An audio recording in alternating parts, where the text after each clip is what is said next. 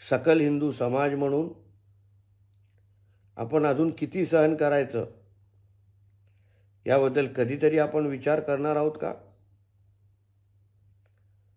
जो अपमान प्रभू श्रीरामचा मुंबराच्या जितुद्दीननी केलेला आहे, तोच अपमान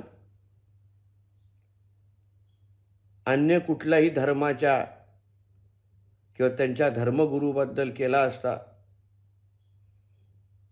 तर आज तो जिवंत तरी राहिला असता का? नुपूर शर्माजींनी